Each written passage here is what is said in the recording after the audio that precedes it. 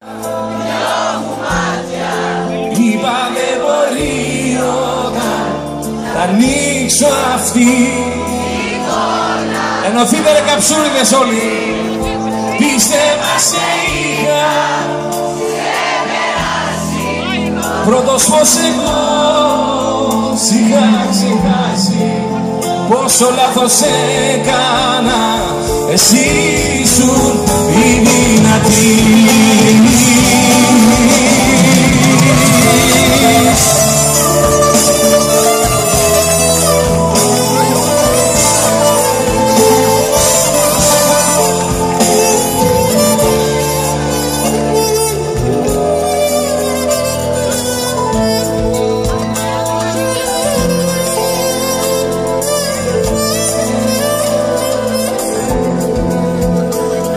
Είχα πείσει τώρα πια τον εαυτό μου ότι ήταν τελικά για το καλό μου.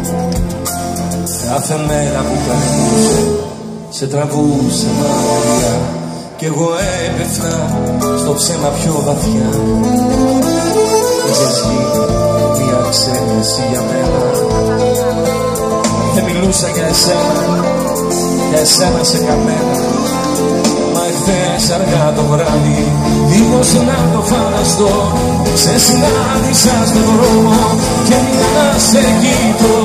Το κρατούσες απ' το χέρι, του γελούσες τρυφερά και σταμάτησε ο χρόνος ξαφνικά. Έσπασε η νύχτα, δυο μάτια έκλεισα σφιχτά. Δυο μου μάτια είπα δεν μπορεί όταν θα ανοίξω αυτή η εικόνα. Θα χαθεί, πίστευα σε είχα ξεπεράσει πρώτος πως εγώ σιγά ξεχάσει πόσο λάθος